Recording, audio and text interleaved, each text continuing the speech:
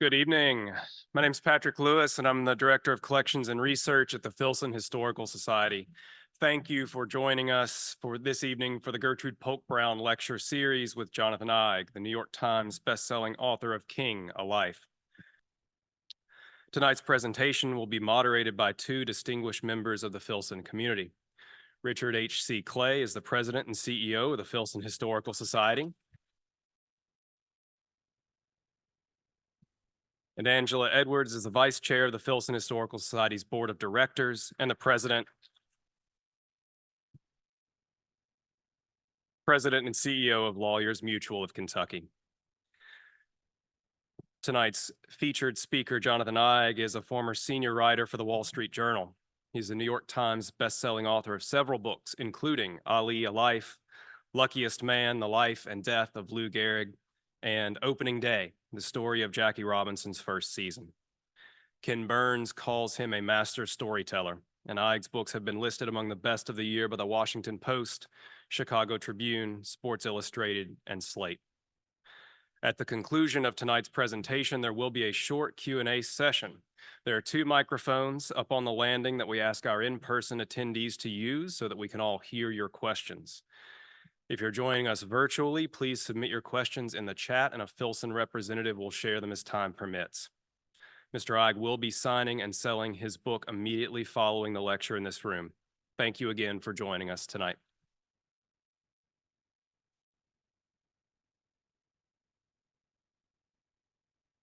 Well, good evening, everyone. It's terrific. I would say it's terrific to see you, but I can't see any of you.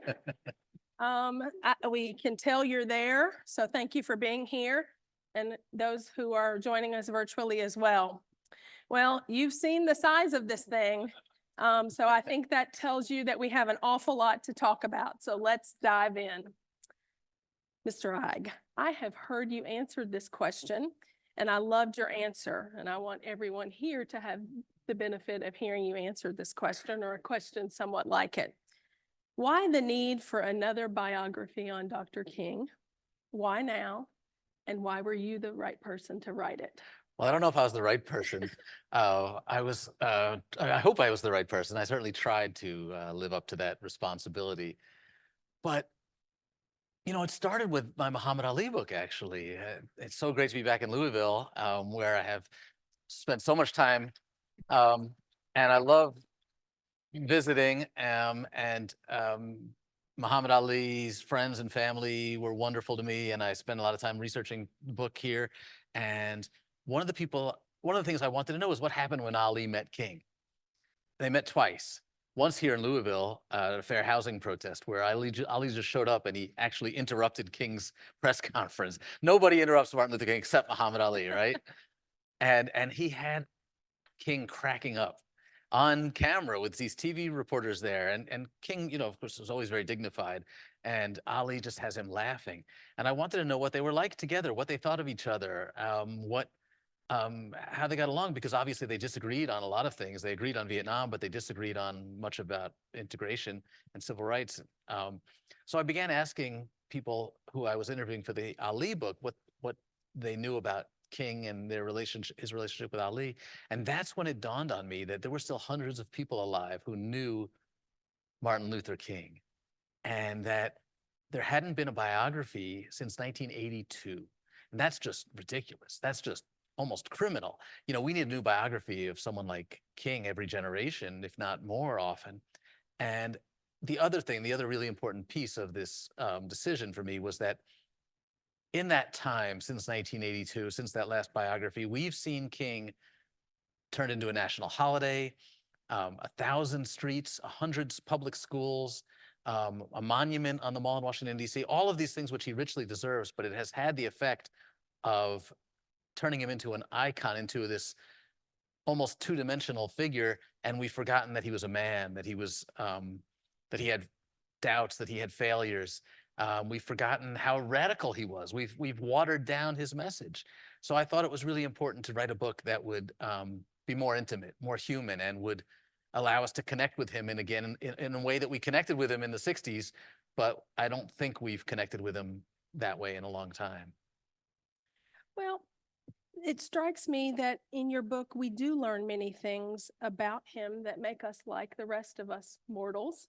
You mentioned he chewed his nails. He hid his cigarettes from his children.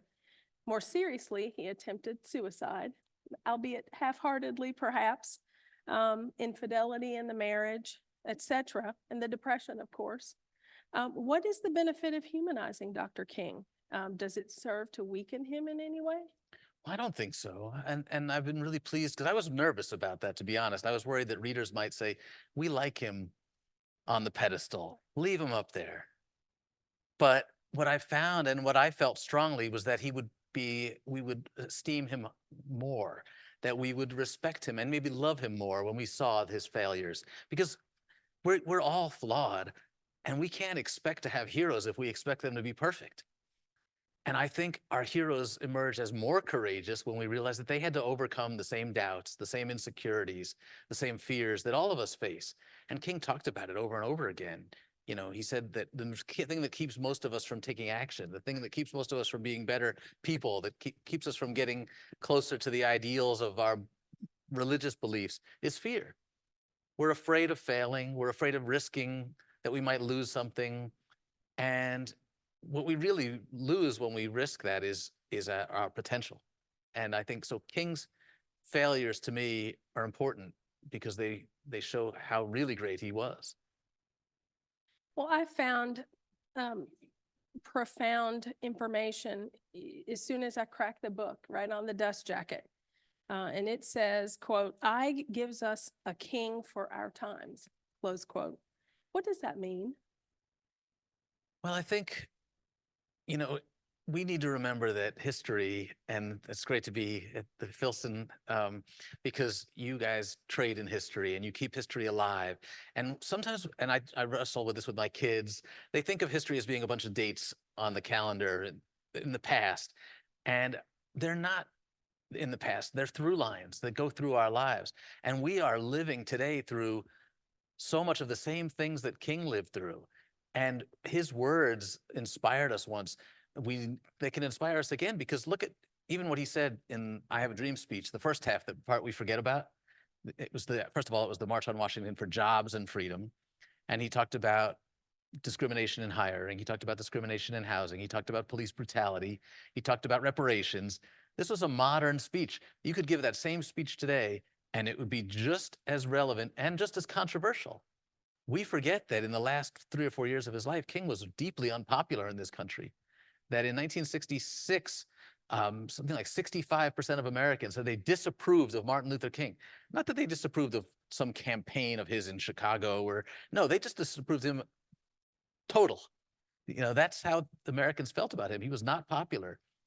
Because he was speaking out on things like Northern racism, because he was speaking out on housing discrimination and the Vietnam War, militarism, materialism. So I think we need to remember that today because we're still fighting many of the same fights, and we're still wrestling over some of the very things King warned us that we'd be wrestling about if we didn't deal with them at the time, in the 60s when he was with us. Well, it struck me, to that point, it struck me, he had comments in his speeches about redeeming the soul of the nation. And President Joe Biden and Vice President Kamala Harris often talk about the battle for the soul of our nation. This and so much more makes this book one for our current times, in my estimation. Did you appreciate when you were writing it how much it demonstrates that history is repeating itself? Yeah, it's pretty hard to avoid given what we've been living through the last, 10 years or so. This book took me 6 years to write. So I was writing it as, Trump was elected president, as the attacks on the marchers in Charlottesville occurred, as George Floyd was murdered. And as I'm writing this, I'm reading about the bombing of the 16th Street Church in Birmingham, which was in response to the March on Washington. There were some people who were so angry at the sight of black and white people together, holding hands and singing in harmony, that they went out and bought a trunk load of dynamite and blew up a church with little children in it. There are so many parallels. So it's impossible. Again, like history is not a date on the calendar. It's a timeline, and it's running through my life too, and it's running through our lives. So as I'm writing these pages, as I'm writing about the bombing of the 16th Street Baptist Church, I'm also reading my newspaper with the same kind of angry backlash about race in America. So yeah, and I think that's why you need a new book, because the world is different. So 10, 20 years from now, the world will be different, hopefully better, and we'll need another book that reflects the times we're living in. Doesn't the book do as much for showcasing Coretta as Dr. King?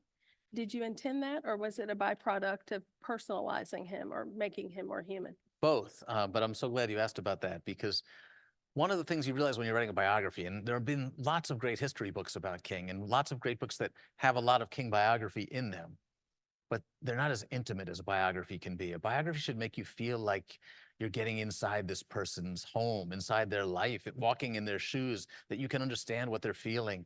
And an important part of that is understanding the people around them and bringing them to life too. And Coretta Scott King is such an important figure in King's life, and she's often dismissed as the housewife, the person who stayed home and supported the kids, the person who created the monument and got the national holiday. And she had this great activist career of her own after King's assassination, but her role was not really appreciated in her own time and in King's own time. And I thought it was very important. She still hasn't had a proper biography. So I wanted this to be as close as I could bring it to being a Coretta biography too. And I wanted to remind people that the reason King fell in love with her, and King dated a lot of women. I interviewed one of King's closest childhood friends, June Dobbs Butts, who went on to become a sex therapist. So she had a lot of opinions on this. And her sister had dated King, and her best friend had been engaged and almost married King. And she said, ML, as she called him, was never monogamous a day in his life. But he loved Coretta and chose her among all these women because she had experience as an activist before he did. When they met, she was a graduate student studying at the New England Conservatory of Music, and he was at Boston University.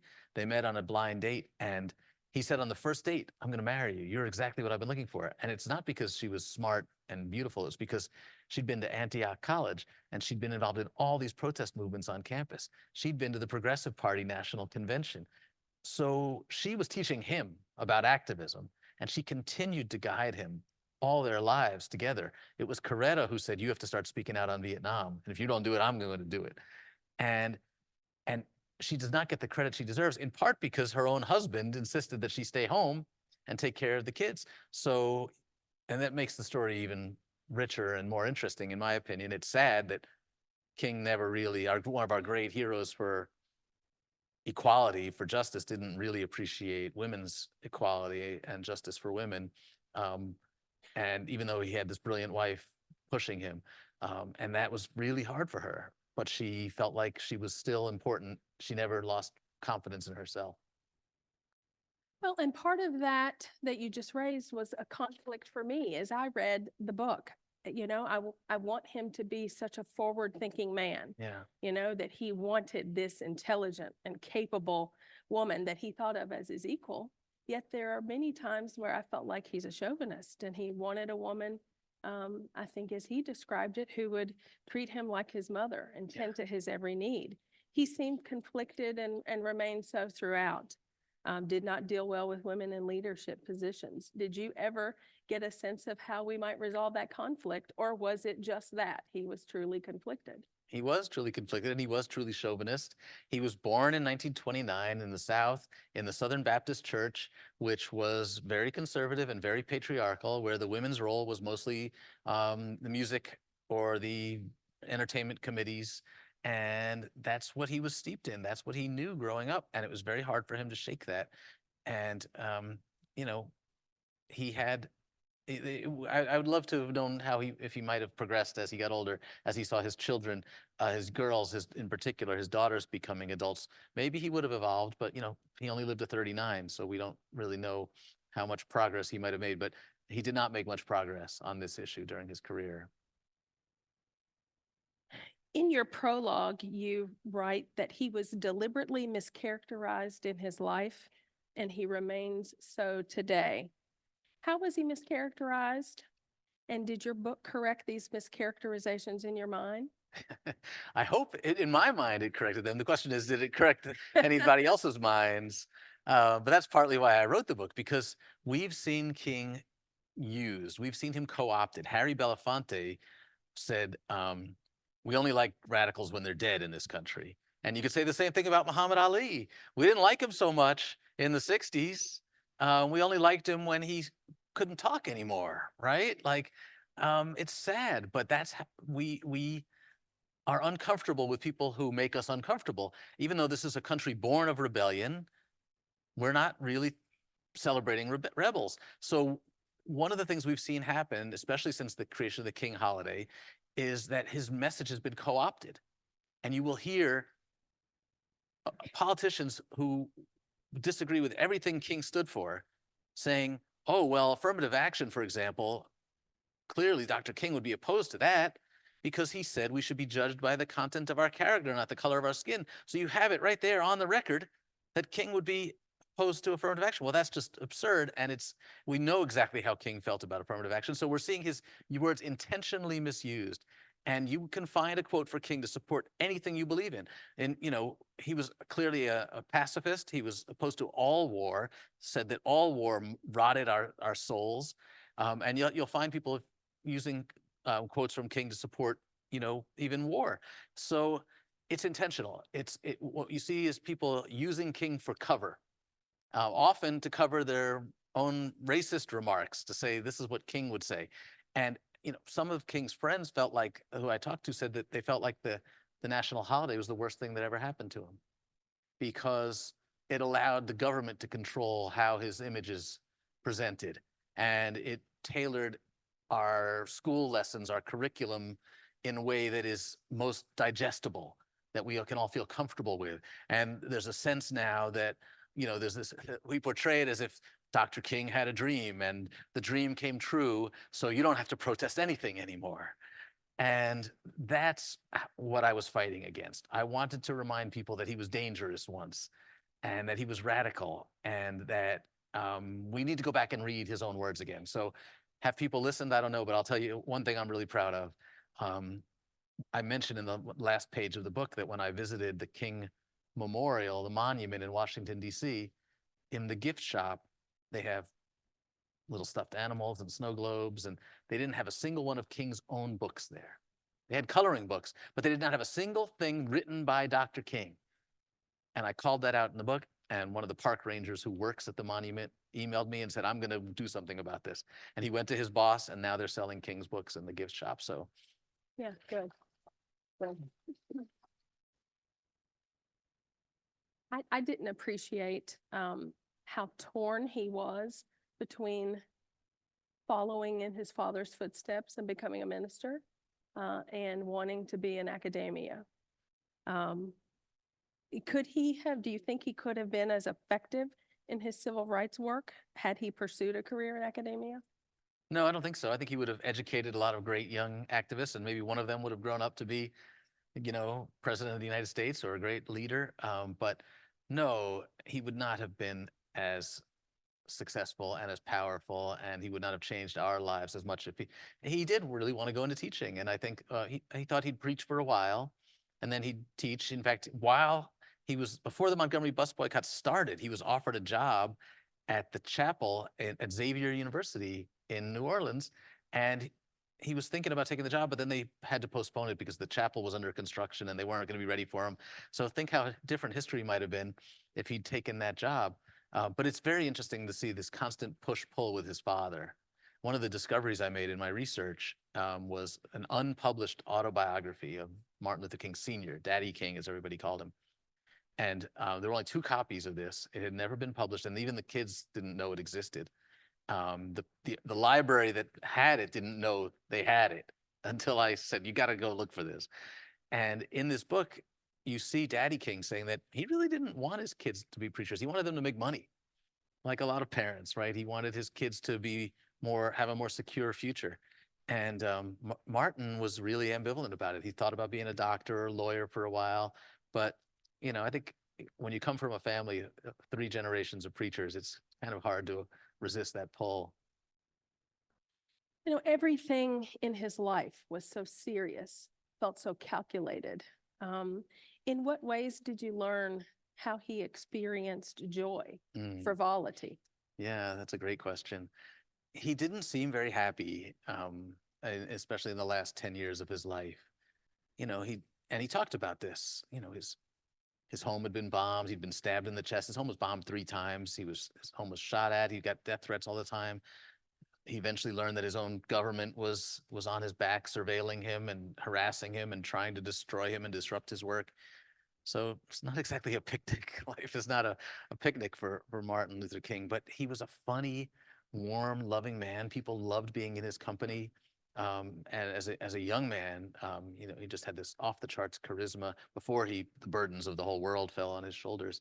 But it was really nice to talk to some of his friends and just say, what did he do to relax? What did he do to unwind? He loved to eat. He struggled with his weight all his life. I said when Mahalia Jackson cooked, that was probably his favorite cook, followed by Juanita Abernathy.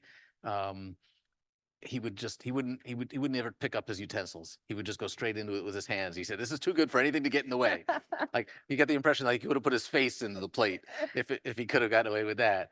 And he loved to crack up people. He would ride in the passenger seat on these long drives through the South because he was always on the road going from one speech to another, made hundreds of speeches a year.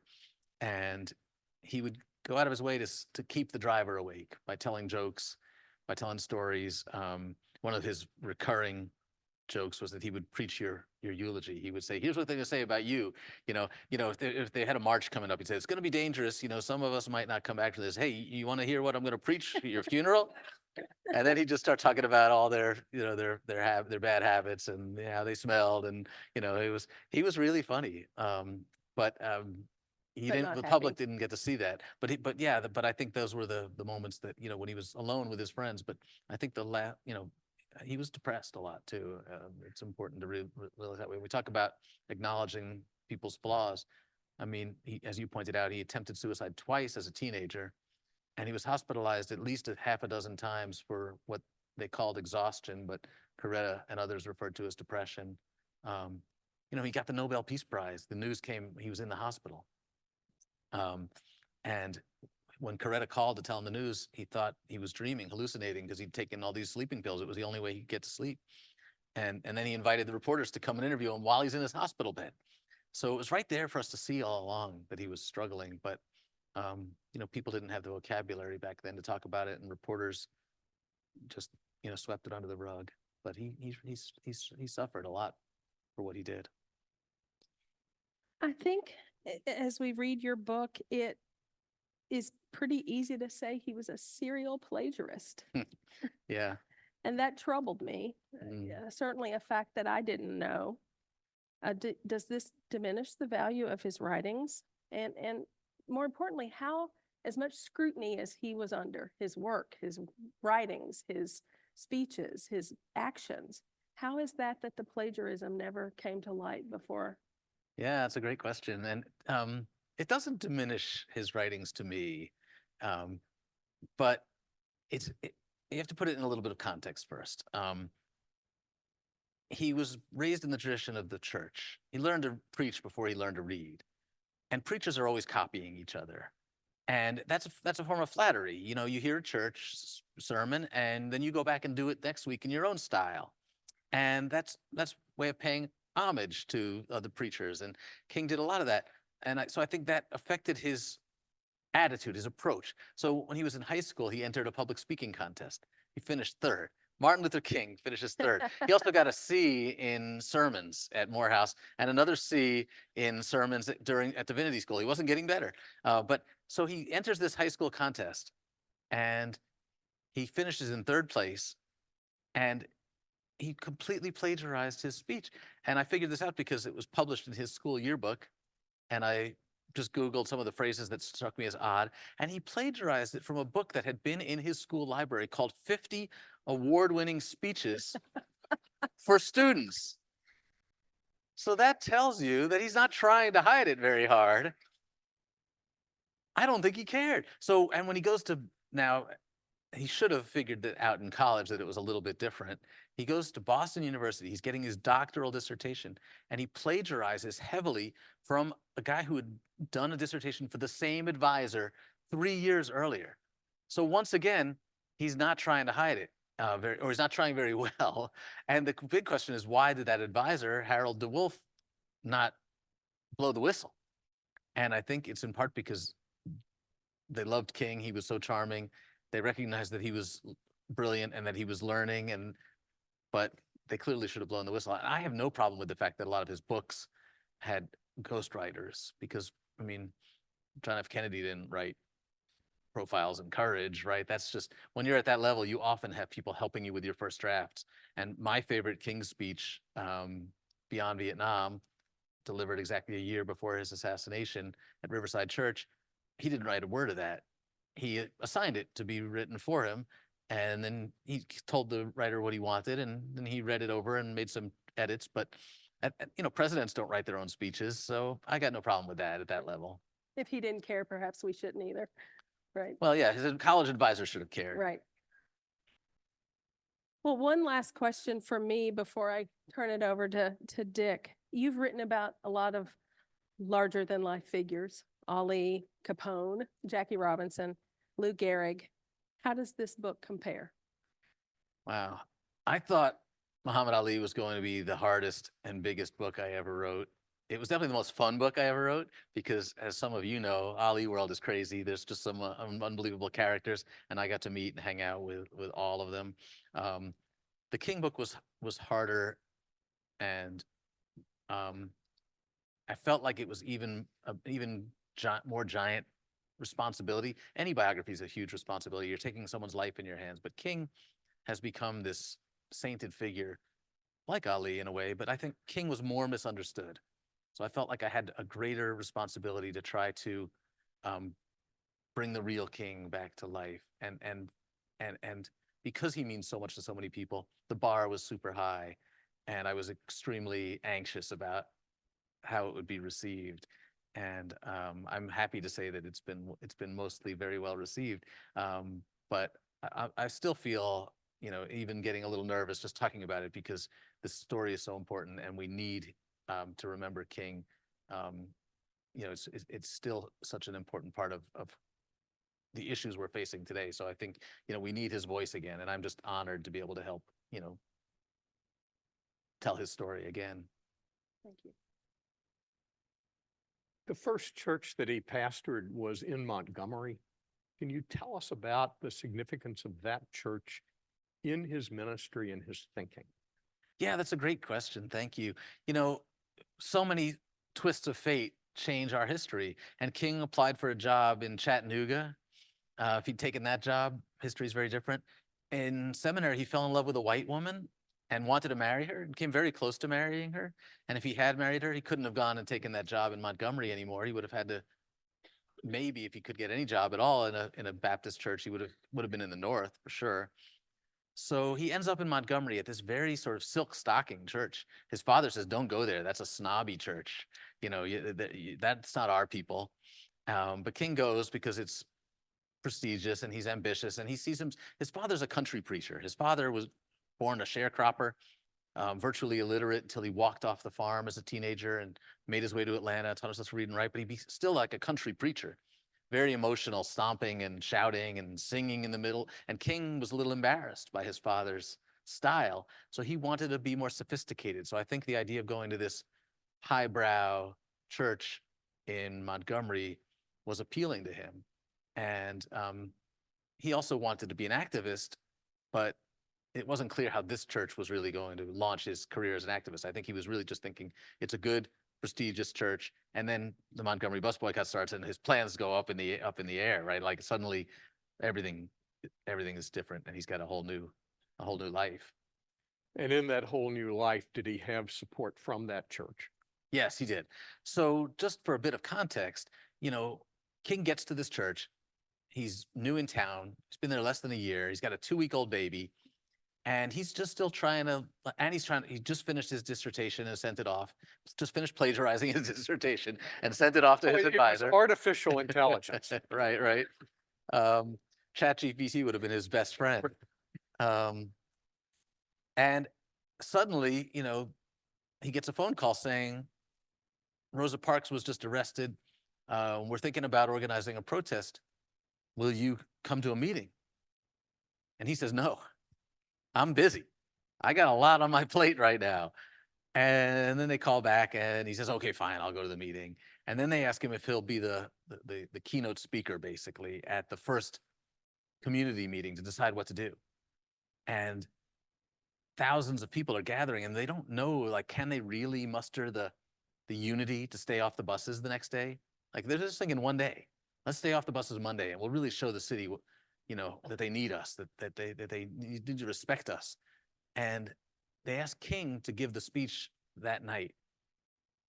And his initial reaction is, why me?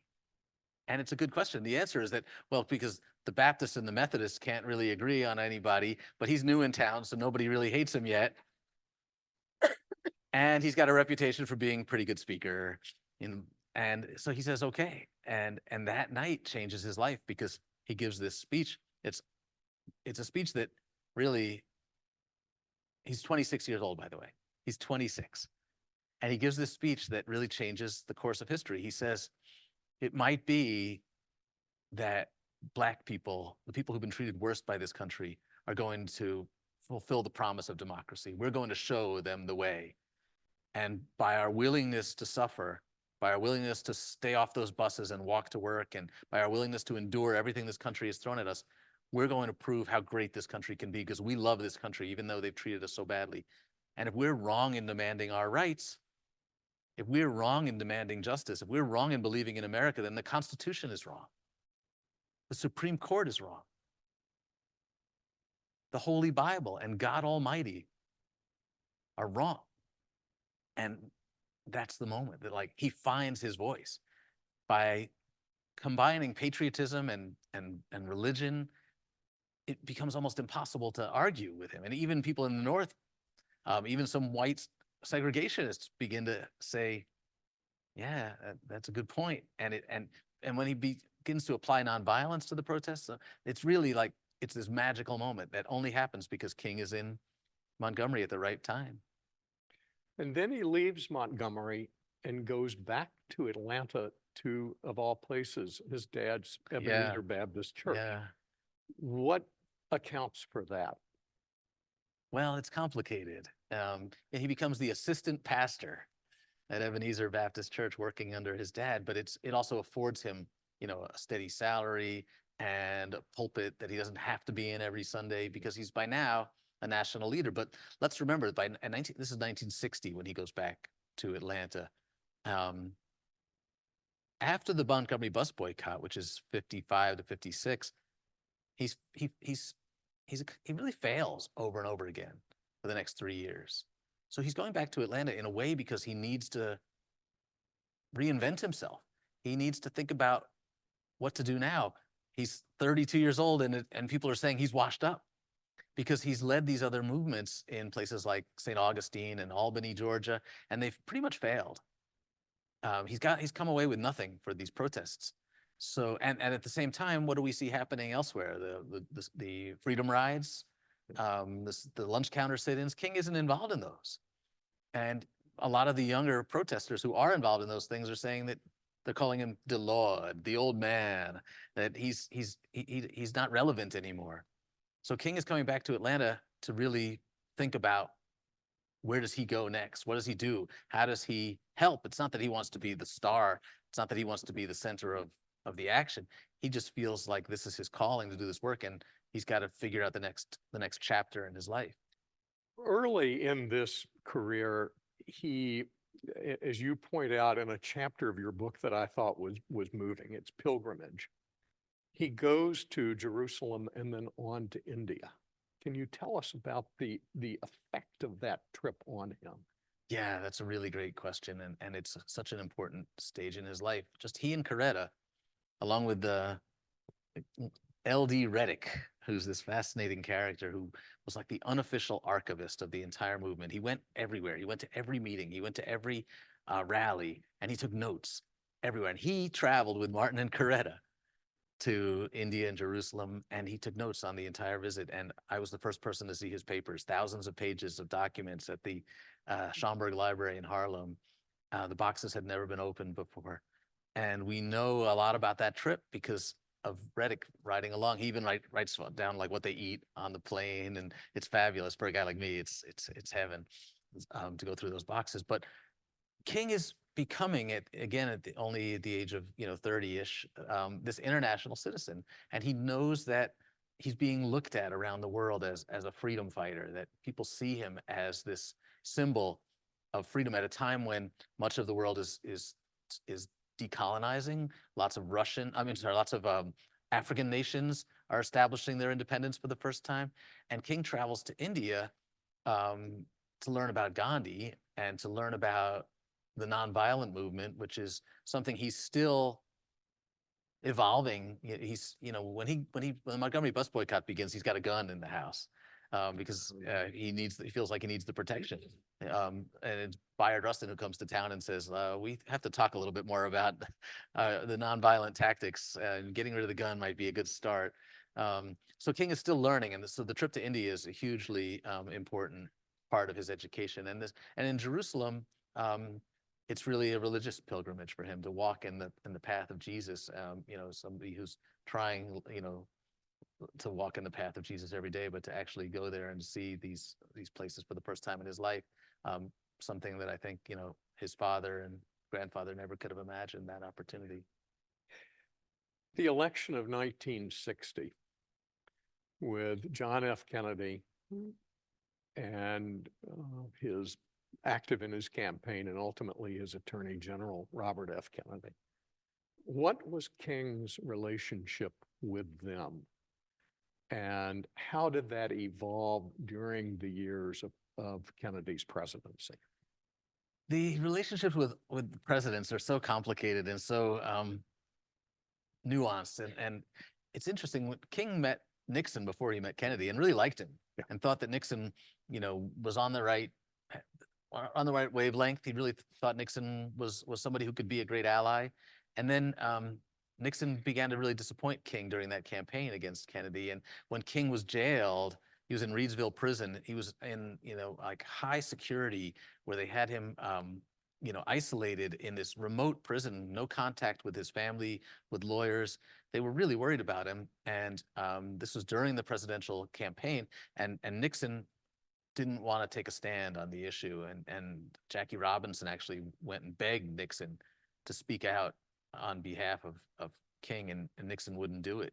And Jackie Robinson was hugely disappointed. But Kennedy called the governor of Georgia and started working to try to get King released, and made a call to Coretta to express his sympathy. And a lot of people think that swung the election, because Black voters came out for Kennedy in large part because he had shown this support, this care for King. And I think King then in turn felt disappointed that Kennedy didn't appreciate what he owed the Black community. He knew that Kennedy, and Bobby Kennedy too, believed in civil rights, but he couldn't understand why they wouldn't act on their belief, why they were dragging their feet in bringing forth civil rights legislation. And this is a problem that really plagues King throughout his career. He expects politicians to do the right thing.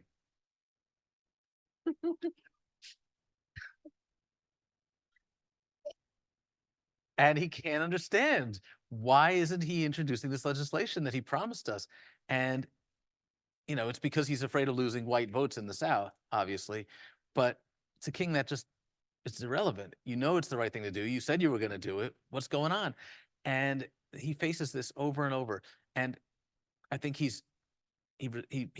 personally likes both of the Kennedys, but is frustrated and feels like he then and that's really how he discovers the next successful phase of his career. King realizes that his job is to pressure Kennedy to introduce this legislation, to make him stop dragging his feet. He begins by asking Kennedy to sign the new Emancipation Proclamation on the anniversary of the original one. And then he begins like going to Birmingham, basically, not just to desegregate Birmingham, but to use Birmingham as a way to make Americans feel the necessity of bringing forth civil rights legislation. And that's really when King finds his most successful phase of his career, and it comes because he's frustrated with Kennedy, I think. With every hero, there probably has to be a nemesis. And here, the nemesis we first heard about a year ago on this very stage from Beverly Gage when she talked about her biography of J. Edgar Hoover. And of course, in your book, Hoover is also the nemesis. Would you describe the relationship as it evolved over time? When Dr. King first came to Hoover's attention, and then as it gets progressively, I suppose, worse?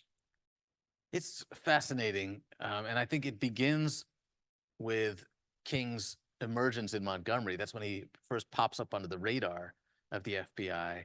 And the Bureau notices that some of the people advising King are people with former communist ties, Stan Levison, Bayard Rustin, and others. Now, that's not so unusual.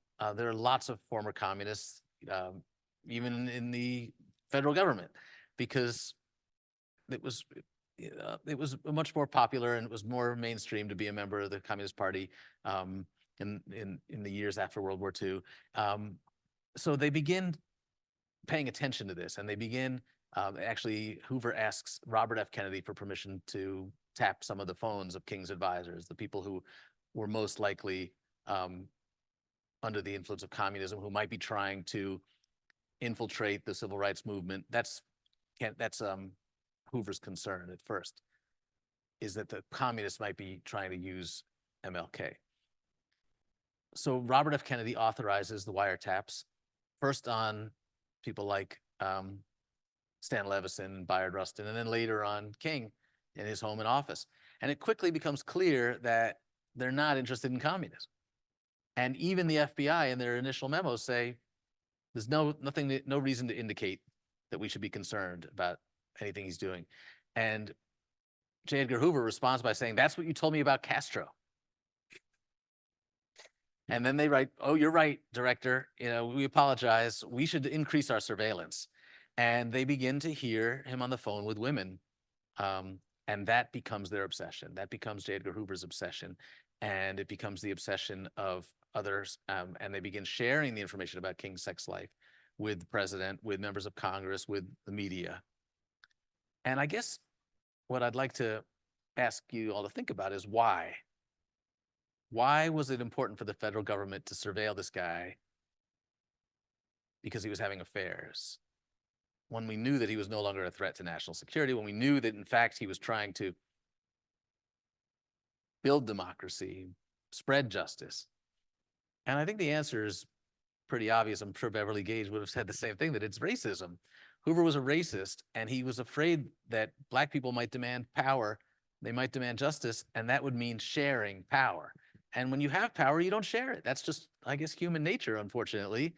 And Dr. King said, nobody in the history of the world has ever given up power voluntarily. It has to be forced. And that's exactly what Hoover was afraid of, that if the civil rights movement succeeded, and King was the most influential exponent of the most likely person to force change, that they might have to share power. And that wasn't something he wanted to see happen. So they really spend all the remaining years of King's life harassing him and trying to not just disrupt his work, but literally to destroy his marriage. And at one point, they try to urge him to commit suicide. They send him a package with a tape in it from his hotel room saying, these are being released to the media if you don't commit suicide. And they gave him a date. And this was a letter written by the FBI. It was sent anonymously, so it would appear to be from a Black person, but it was actually written by William Sullivan of the FBI. And so King had to wake up every day, not only knowing that the FBI was surveilling him, but that any day now the newspapers could write a story about it, and that he would be, revealed as a as a cheater.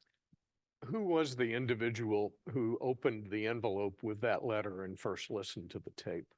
Some people think Coretta listened to it first because it was dropped off at the home, his office. It was sent to his office, and then King's secretary brought it over to the house. Others have told me that King and Ralph Abernathy listened to it together first, and then Coretta heard it. But others, including Andrew Young, told me that he heard it. So King played it for the people closest to him. And circling back to Angie's question, what was Coretta's reaction here to the letter and the tape, and how did she deal with it? She said she didn't believe it. She said she knew what her husband sounds like in the bedroom, and that wasn't him.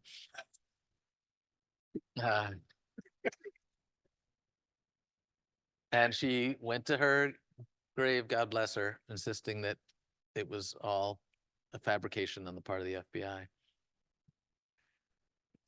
I should say that the tapes are scheduled to be released in 2027. We have transcripts of his phone conversations. We don't have the tapes. We don't have the audio. And people I've spoken to who've heard the tapes confirm that he had mistresses. People close to him, friends, have told me that they confirmed that he had mistresses. But whether the tapes of these bedroom scenes are really him or not, we can only speculate. What we should keep in mind that the FBI is not has an agenda and had reason to try to create evidence that would be damning for him.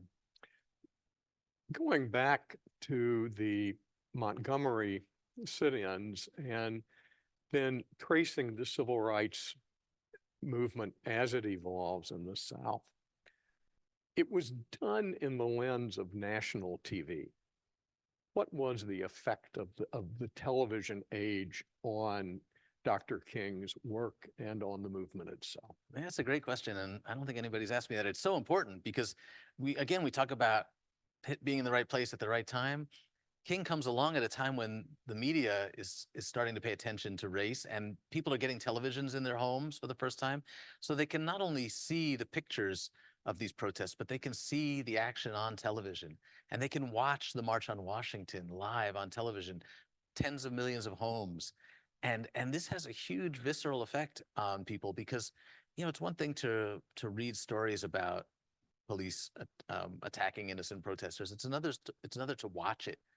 And and also King himself is made for television. It's a reason that like Ralph Abernathy, as brilliant and as brave as he was, could not have done what King did.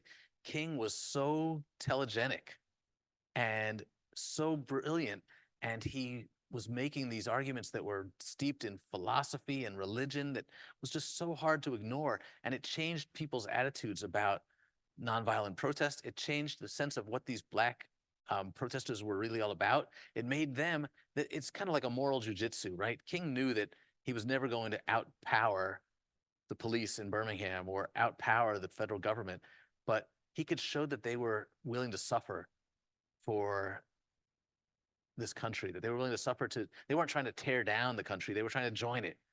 And people began to really open their hearts and minds because they saw this for themselves.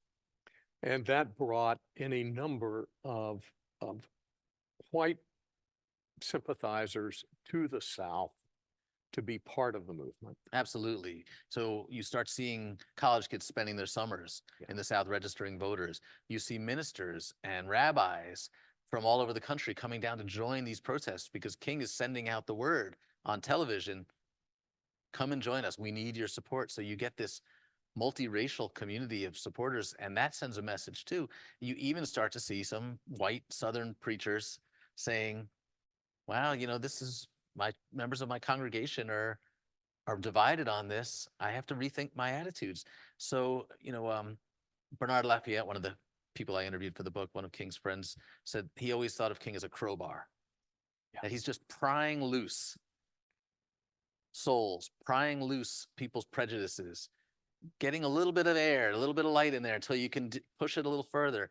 And I think that's what he's doing. He's a crowbar, and he's just working his way into our hearts and minds.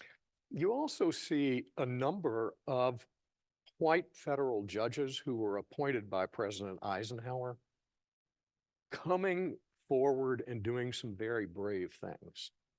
Yes.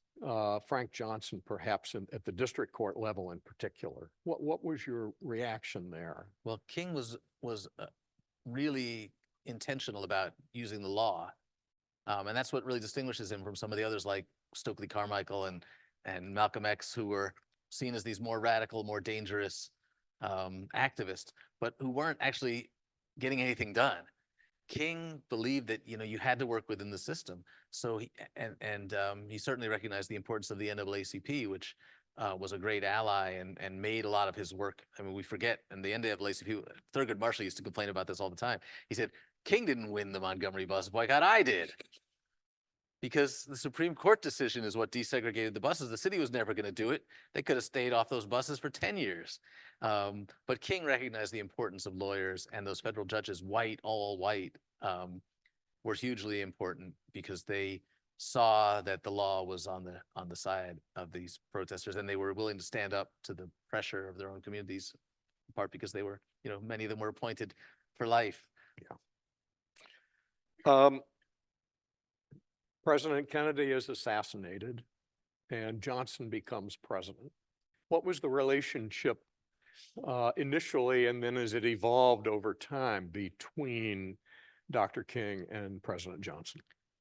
You know, when Kennedy's assassinated, King is one of the first people Johnson calls, and he calls him Martin, and he says, yeah, I'm going to need your help. And King says, I'm here. I'll do whatever, you know. They have, I think, one of the most important and most successful partnership between an activist and a president in American history. And it really goes bad. But they accomplish, you know, two of the greatest legislative victories in American history, the Civil Rights Act and the Voting Rights Act. And those do not happen without this partnership.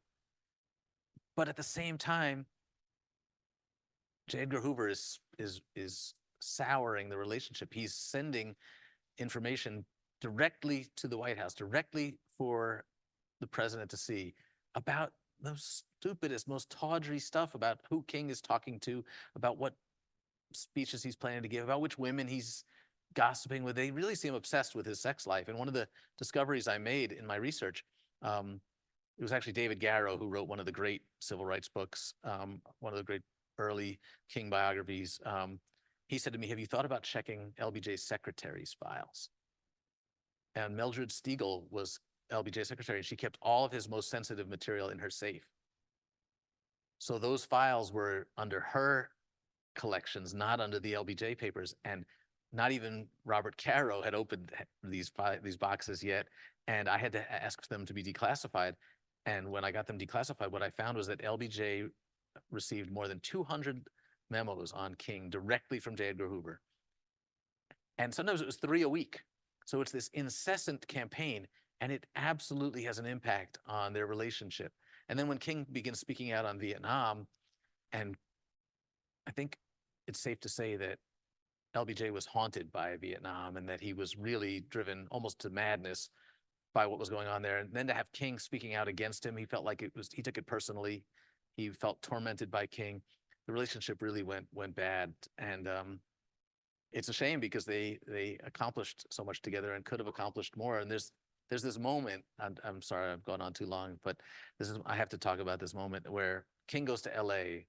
when Watts is in flames, and you know an innocent black man has been shot to death in his car by police, and King goes out there, and his advisors are all saying, "Don't go. You know, you don't know anything about L.A. It's not your scene. It's too dangerous. They're not going to listen to your nonviolent preaching."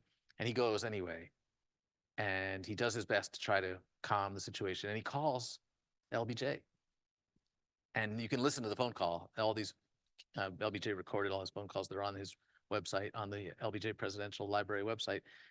And they have this unbelievably terrific discussion where King is explaining to LBJ the roots of the discontent, how Black people feel about being stopped by police for no reason, how difficult it is to find jobs in this community, how segregated the schools are, and what can be done to address these core issues, the systemic problems. And LBJ is really engaged in the conversation. And at that moment, I'm wishing that King would say, by the way, while I have you, how about getting J. Edgar Hoover off my back? But, once again, King doesn't think like a politician. He's trying to do the right thing. He's trying to be a moral leader, and he expects LBJ to do the same thing. And that's where he's disappointed, over and over again. We're in a time towards the end of his life of enormous national upheaval. And you write about fissures within the white leadership in cities where riots were erupting.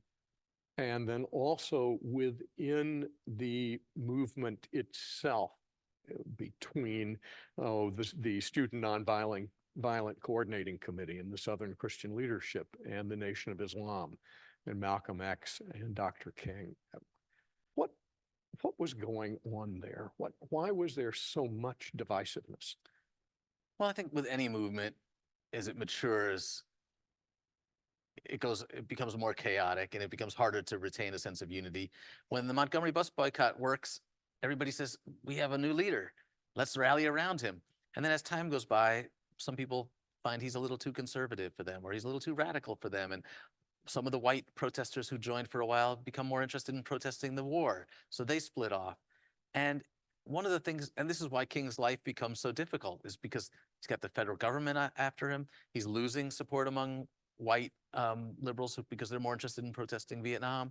And then you've got these black groups that are starting to promote more radical, more violent tactics. The Black Power movement emerges, and King has to try to navigate all this. He's still the most powerful, most popular black leader, but it's becoming much more difficult for him to navigate. And one of the things I love about King is that he's constantly learning and engaging with these people who are criticizing him. Malcolm X, Stokely Carmichael. King is happy to talk to them and to learn from them. And you can see how they're influencing him. You can see, like Stokely Carmichael says, I'm using you, Dr. King, by calling you a conservative, I get to be bolder. I get to look like more of a badass. And King just laughs and says, yeah, I know. Everybody does that. It's okay. But they talk and they spend time together. And King and Stokely's trying to get King to say Black Power. And King says, I'm not going to say that. And so just try it. You'll like it. Say it. So, I'm not going to say Black Power because to him it connotes violence, so he's just not going to use it. But Stokely comes away really impressed, really admiring King, and then you start to notice that King starts saying black instead of Negro a lot more, and he begins talking about power, economic power, political power. So Stokely is having an impact, and King is learning and trying to adapt and trying to, stay with the time. So and he never really gets cynical, despite how tough his life was. You and Angie talked about the prologue and then the epilogue. There's a passage in the book that I'd like to end my part with and get you to tell us about it. Let's go to Selma and the Pettus Bridge. And the young law school graduate who was sitting in the car close by observing it, Philip Henry Pitts. Oh, man. Yeah. And I assume that when you talked to him, he was a very old man. Can you tell us about that? Because for me, as a white guy who was a paper boy for an afternoon route when Dr. King was at the height of his powers, when I was a middle schooler. As I read what Mr. Pitts said, it was unusually moving to me.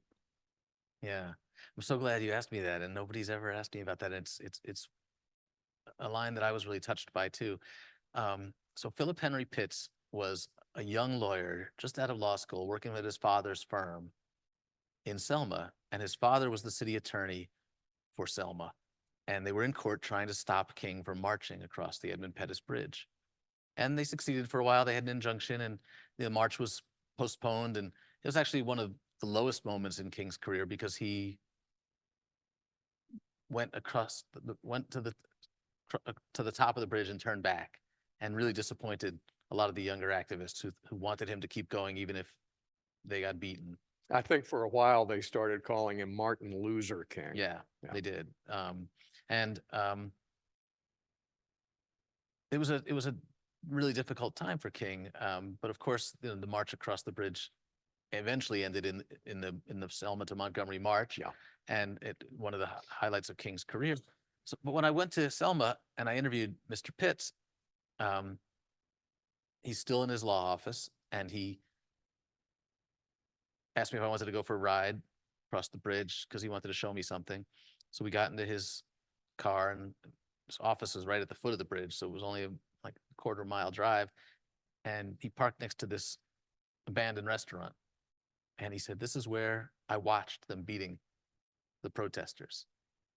I was sitting in a police car in the passenger seat, and I watched, and I wanted to say something. I wanted to do something, but I didn't." And he'd lived with that for 60 years, his failure to speak up. And I think it's a great reminder for all of us that, and it's what King talked about, like, it's scary to speak out. It's scary to stand up to the crowd. And in King's favorite sermon, the sermon he gave most often is called The Three Dimensions of a Complete Life. He talked about the Good Samaritan on the road to Jericho, and how a lot of people didn't stop, but the Good Samaritan did. And there's a fear that if you stop, you might get hurt. You might be robbed. But what we really ought to be thinking about is what happens if you don't stop to help somebody?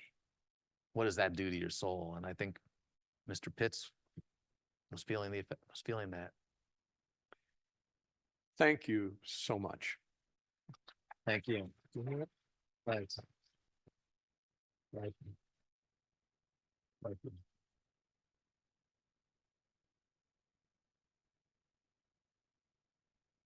Thanks.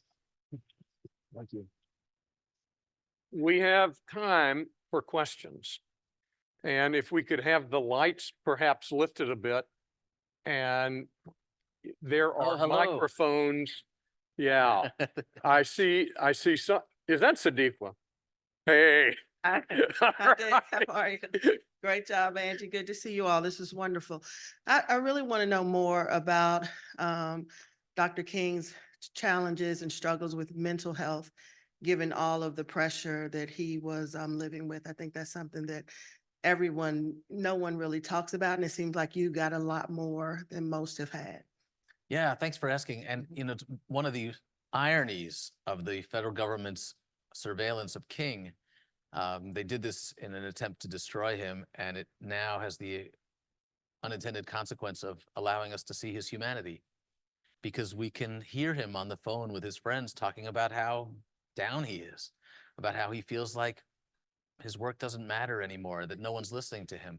And we can also read, we can't hear these conversations, we're reading the transcripts, but we can read the transcripts of Andy Young picking up the phone and calling Bayard Rustin and saying, "What are we going to do? He can't go on like this anymore. Could we take him to see a doctor? Could we take him on a vacation?" They're worried about his ability just to continue to function. And it's sad. At one point, his friends organized a visit with another friend who's a psychiatrist, and they talked to him about the possibility of some medication. And King says he won't do it because he's afraid the FBI will find out, and they'll use that further to try to damage his reputation. So he's always a very sensitive man, a sensitive child. We see that from his adolescence, when, as I mentioned, he made these sort of half-hearted attempts to kill himself when his grandmother had been hurt, and then when she died. So it's important to remember that he had feelings, that these are not flaws. This is human nature. We all struggle with our emotions, and we all go through periods of depression. And for some people, they're more profound than others. And I think it's really useful to remember that this incredibly courageous man was dealing with challenges that we couldn't even see. Thank you. Thank you. is from Beverly V in our virtual audience. She asked, did you spend any significant time with Bernice, MLK3, and Dexter before his death? Did they provide any feedback about your book? Oh, yes. No, I'm sorry to say that the children did not want to do interviews for the book, and I haven't heard anything from them since the book was published.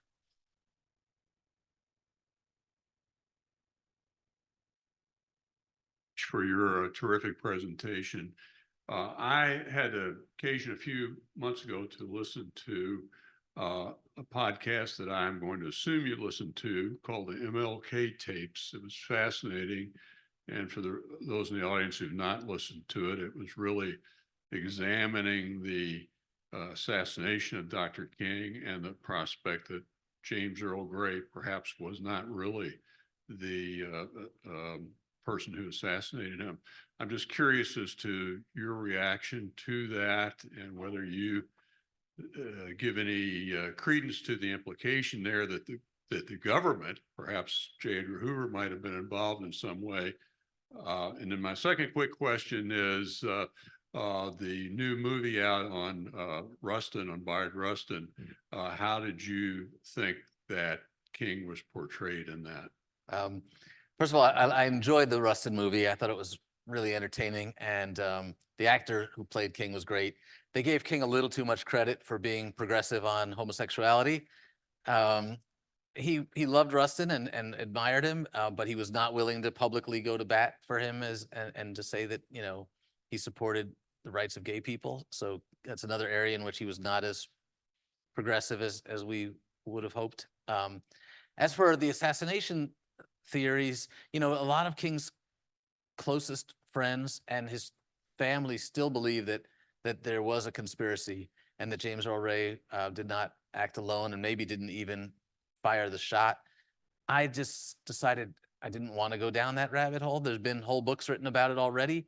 And to me, if I were to go down that rabbit hole, it would distract from the important point, which to me, the important point is that the FBI created conditions in which Americans would view him as an enemy. And they intentionally created the conditions in which they knew someone might want to take a shot at him. In fact, just 3 months before King's assassination, the FBI put out a new memo saying, given that Malcolm's gone, King must be viewed now as the only candidate left who could become a Black Messiah. And we must do everything within our power to stop that and to disrupt his activities. And that memo went out to every bureau office. So, and finally, I'll just point out that when the news came to the FBI that King had been shot, J. Edgar Hoover's reaction, and this comes from the assistant who was in his office at the time that the news came through, J. Edgar Hoover's reaction was, I hope the son of a bitch doesn't die because they'll make him a martyr. You mentioned Daddy King's memoir, and you also mentioned Mr. Reddick's papers. How did you learn about them, and how were you able to get your hands on them? I'm really good at this. No, it's funny. The LD Reddick papers, one of the things I've learned over the years, and it took me a while to figure this out, is when you read a really good book or a really good interview with your subject, you look up the person who wrote it and you see if their papers are archived anywhere. So for Ali, there was a reporter named Jack Olson who interviewed him in like a 7-part series in Sports Illustrated. So I looked up Jack Olson and I found that his papers were at the University of Oregon. This is when I was working on my Muhammad Ali book, and he had all the tapes. He had like 20 hours of audio tapes that he made just hanging around with Muhammad Ali, and nobody had ever asked to hear them before. So in the case of LD Reddick, he wrote the very first book on Martin Luther King in 1956 while the Montgomery bus boycott was still going. So, and it's a great book, and King helped with the book. King gave him feedback, he even gave him interviews. So I said, where are his notes? I want to find the notes that he made from that book. It turned out there were like 20 boxes of materials, and the Schomburg Library had just received them because Reddick had just passed away a few years earlier, and they hadn't even opened the boxes yet. They didn't know what was in there. The Daddy King memoir, I hired a genealogist. I wanted to know where the Kings had been enslaved and who had enslaved them. And I was not able to find that, but this genealogist who I hired said, "Do you know anything about this Daddy King autobiography?" And I said, "Oh, you mean the one published in 1977?" She said, "No, this one's from 1972. I said, "No, there's no such thing as a," but it turned out that she was right. There was, and somebody had listed it in the family tree. Somebody who had read and then I figured out which library had it. They didn't know they had it, and I hired someone to go digging through the stacks to go until they found it. So that's you can tell I get excited. That's my favorite part of this job. Thank you. Thank you. We have time for one more question. Thank you very much, and thank you so much for your insights. Just wondered, do you know anything about the relationship that King may have had with Reverend Billy Graham, and how things may have been different if Reverend Graham had taken more of an active role on the civil rights movement? That's a great question. And I think King was disappointed with a lot of white preachers who kept saying, "Be patient." That's what the letter from Birmingham jail is about. And I think Billy Graham is one of those people who King felt could have had a huge impact and didn't, because they were counseling Black people to work within the system, to take their time. And, as King said, you can't ask us to wait. You can't ask us to be patient when we've been treated this way for centuries. So I'm not sure specifically if he said anything about Reverend Graham, but I do know that that was in some ways the reluctance of white religious leaders to get involved in the civil rights movement angered him more than the overt racism of the KKK. I think, and that's what the letter from Birmingham jail is really all about, that people of God, people of faith, more than any other, he expected better from them. On behalf of the Filson Historical Society, I'd like to thank the Gertrude Polk Brown family for making this lecture possible.